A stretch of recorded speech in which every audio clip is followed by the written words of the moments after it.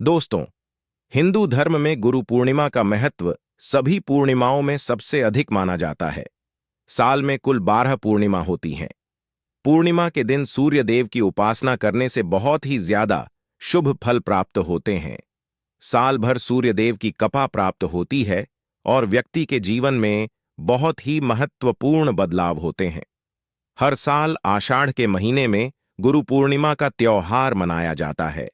इस वर्ष गुरु पूर्णिमा का त्योहार 21 जुलाई रविवार के दिन मनाया जाएगा। अगर आप भी गुरु पूर्णिमा के दिन सूर्य देव को यह वस्तुएं चढ़ाते हैं अथवा जल में यह चीजें डालकर सूर्य देव को चढ़ाते हैं, तो सूर्य देव आपसे अत्यंत प्रसन्न हो जाएंगे और आपको सुख संपन्नता का आशीर्वाद प्रदान करेंगे। भगवान श्री कृष्ण कहते हैं, गुरु पूर्णिमा के दिन सूर्यदेव को इन वस्तुओं के साथ अर्घ्य देने से दुख दरिद्रता समाप्त होती है और जीवन में सुख समृद्धि आती है। इस प्राचीन कथा के माध्यम से हम आपको बताते हैं कि गुरु पूर्णिमा के दिन सूर्य को अर्घ्य देना कितना महत्वपूर्ण होता है और उसका क्या फल प्राप्त होता है। दोस्तों, एक बार नारद जी भगवान श्री कृष्ण के पास आते हैं और उनसे पूछने लगते हैं, हे प्रभु, गुरु पूर्णिमा के दिन सूर्य को जल देने का क्या औचित्य है? सूर्य को जल क्यों दिया जाता है? सूर्य को जल देने के क्या फायदे हैं तथा सूर्य को जल देने की सर्वोत्तम विधि कौन सी है? तब भगवान श्री कृष्ण नारद जी से कहते हैं, हे देवर्षि, आपने समस्त मानव जाति के कल्याण हेतु उचित प्रश्न किया है। सूर्य देव की उपासना अत्यंत शुभ फलदायी है। प्रत्येक मनुष्य को सूर्य को जल अवश्य देना चाहिए।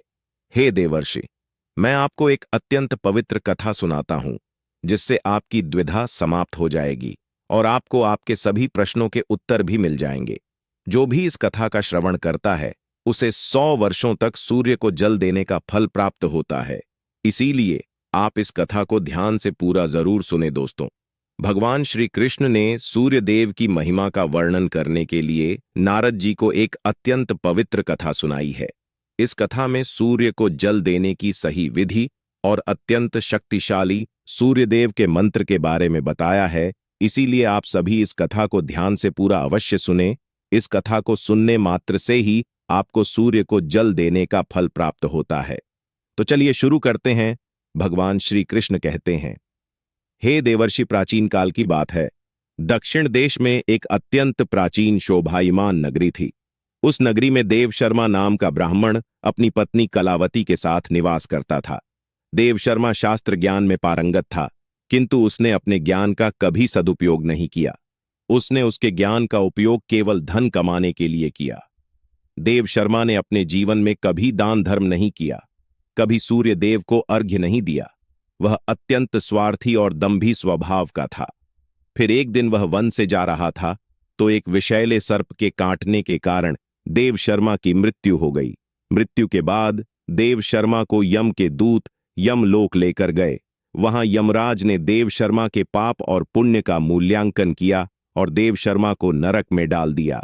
देव शर्मा अनेकों वर्षों तक नरक में सजा भुगतने लगा और फिर उसे प्रायश्चित करने के लिए फिर से मनुष्य जन्म की प्राप्ति हुई। उसका दूसरा जन्म एक गरीब शूद्र के घर पर हुआ। दूसरे जन्म में उसे अत्यंत दुख भोगने पड़े। उस शूद्र के बड़े होते ही उसके पिता ने उसका विवाह एक युवती से करा दिया और फिर वह उस युवती के साथ वन में ही झोपड़ी में रहने लगा। विवाह के बाद अनेक वर्षों तक उस शूद्र को कोई संतान नहीं हुई।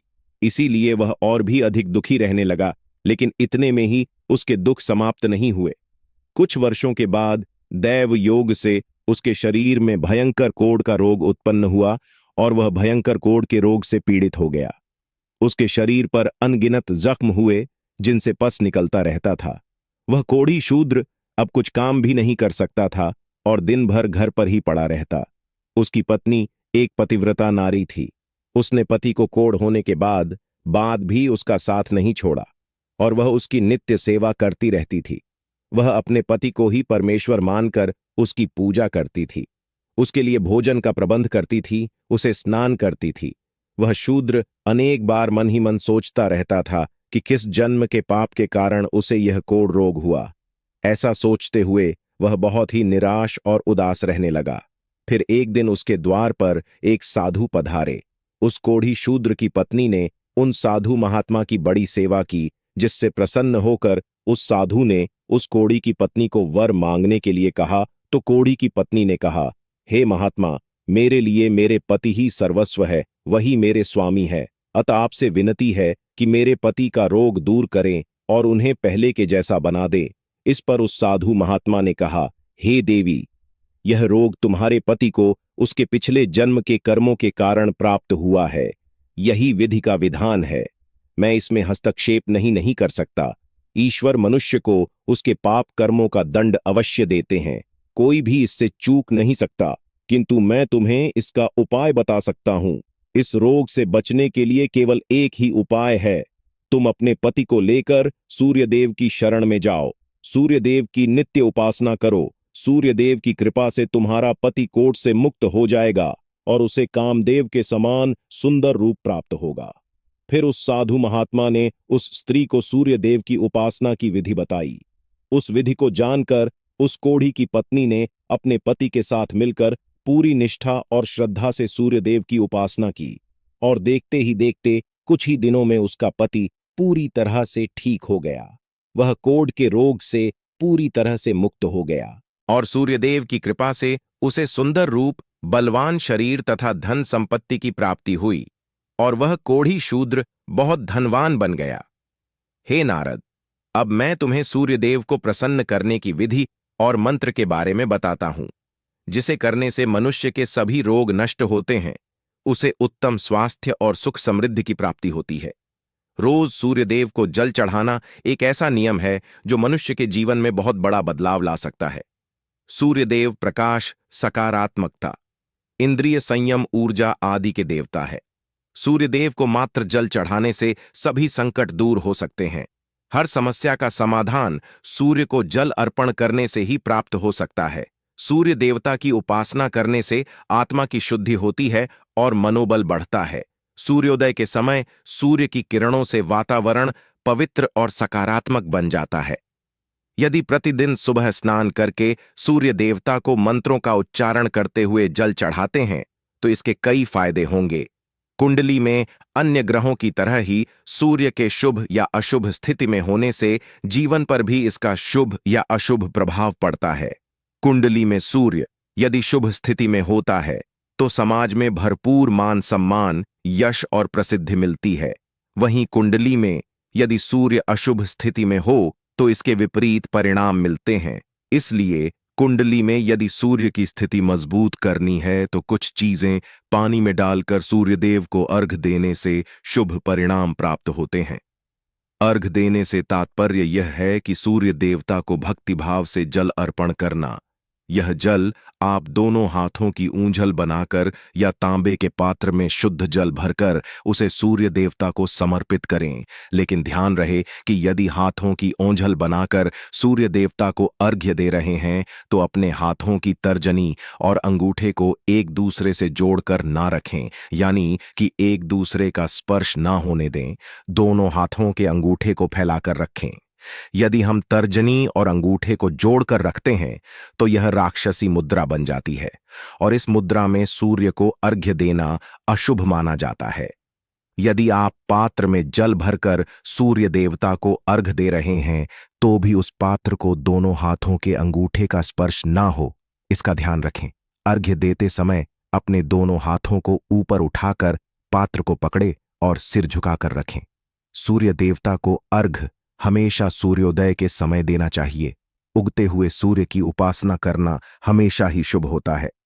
सूर्योदय के 2 घंटे बाद अर्घ देने का कोई भी औचित्य नहीं होता है। यदि किसी कारणवश आप सूर्योदय के समय अर्घ ना दे सके तो 3 बार अर्घ्य देने के बजाय 4 बार अर्घ दें और सूर्य देवता से क्षमा मांग ले। इससे दोष कम हो जाता है। सूर्य को जल तांबे के पात्र में ही देना चाहिए। तांबा को सूर्य देव की प्रिय धातु माना गया है, इसीलिए सूर्य को जल देने के लिए केवल तांबे से बने पात्र का ही प्रयोग करना चाहिए।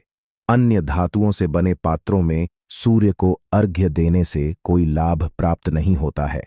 परमात्मा ने सूर्य को जगत में प्रकाश करने, संचालन करने, अपने तेज से शरीर में ज्योति प्रदान करने तथा जठराग्नि के रूप में आमाशय में अन्न को पचाने का कार्य सौंपा है। इसी कारण से तांबे के पात्र में रखे जल को पीने से व्यक्ति पेट से जुड़े रोगों से भी मुक्त हो जाता है। उस तांबे के पात्र में गंगा जल या पवित्र नदियों का जल भरे। यदि ऐसा संभव नहीं है तो शुद्ध जल का प्रयोग करें। मात्र जल से कभी भी अर्घ्य नहीं देना चाहिए। जल के पात्र में जल के साथ मुख्य रूप से कोई भी लाल फूल, लाल चंदन और अक्षत जरूर डालें। आप चाहे तो इस जल में थोड़ा सा घी, शहद, दूध या गुड़ इत्यादि भी मिला सकते हैं। खासकर गुरु पूर्णिमा के दिन जल में कुमकुम, लाल फूल और अक्षय डालकर सूर्यदेव को जल चढ़ाना चाहिए। सूर्यदेव का लाल फूल और कुमकुम से ही सूर्यदेव का स्वागत किया था। अगर आप भी सूर्यदेव को इस प्रकार से अर्घ्य देंगे तो निश्चित है सूर्यदेव आपकी मनोकामनाएं को पूर्ण करेंगे। सूर्यदेव को अर्घ्य देने का सही समय तब होता है जब सूर्य लालिमा लिए हो, अर्थात जब प्रातःकाल में सूर्य लाल रंग का दिखाई दे तो उस समय अर्घ्य देना सर्वश्रेष्ठ फल देता है। मित्रों, यदि सूर्य को अर्घ्य देने का संकल्प लिया है तो यह संकल्प कभी नहीं तोड़ना चाहिए। जितने दिनों का भी संकल्प लिया हो उतने दिन सूर्य को अर्घ्य अवश्य देना चाहिए। यदि आप संकल्प को पूरा नहीं कर सकते तो ऐसा संकल्प नहीं करना चाहिए, इससे सूर्यदेव रुष्ट हो जाते हैं। भगवान श्री कृष्ण ने सूर्यदेव को जल देने का मंत्र बताया है जिसका उच्चारण अवश्य ही करना चाहिए। वह मंत्र इस प्रकार है। सूर्य को अर्घ्य देते समय मन ही मन ओम ह्राम ह्रीं ह्रौं स सूर्याय नम, इस मंत्र का उच्चारण करके सूर्य को जल देने से दरिद्रता का अंत होता है और व्यक्ति को सुख समृद्धि की प्राप्ति होती है। दोस्तों, सूर्यदेव की महिमा अपरंपार है और प्रतिदिन ही हमें उनका आभार मानना चाहिए, परंतु शास्त्रों में मुख्य रूप से पूर्णिमा के दिन का महत्व अधिक होता है। इसलिए अपनी कुंडली से सूर्य दोष को दूर करने के लिए गुरु पूर्णिमा के दिन विशेष रूप से सूर्य देवता का उपवास रखना चाहिए और सूर्य से संबंधित वस्तुओं का दान करना चाहिए। सूर्य देव से संबंधित वस्तुएं हैं तांबा, गेहूं, गुड़, चंदन तथा पीले रंग के वस्त्र आदि। इन वस्तुओं का गुरु पूर्णिमा के दिन दान करने से व्यक्ति के सभी दुखों का अंत होता है। यदि व्यक्ति बीमार है अथवा घर में सूतक है या अन्य कोई समस्या है जिसके कारण वह सूर्य देव को अर्घ्य नहीं दे पा रहे हैं तो इसके लिए शास्त्रों में मानस पूजा का प्रावधान किया गया है, यानी कि मनुष्य अपने मन में ही सूर्य देव को अर्घ्य दे सकते हैं। सूर्योदय पूर्व दिशा से होता है और यदि किसी कारणवश सूर्य देवता दिखाई नहीं दे रहे हैं तो आप उनका मन ही मन स्मरण करके पूर्व दिशा की ओर मुख करके उन्हें अर्घ्य दे सकते हैं, लेकिन कभी भी सूर्य को अर्घ्य देने का संकल्प ना छोड़े। तो दोस्तों, इस प्रकार से आप भी सूर्य देव को अर्घ्य देकर सूर्य देव की कृपा प्राप्त करें। आपको यह कथा कैसी लगी कमेंट करके जरूर बताएं। जानकारी अच्छी लगी तो वीडियो को लाइक जरूर करें। कमेंट में जय सूर्यदेव और साथ ही चैनल को सब्सक्राइब करें। आप सभी का धन्यवाद।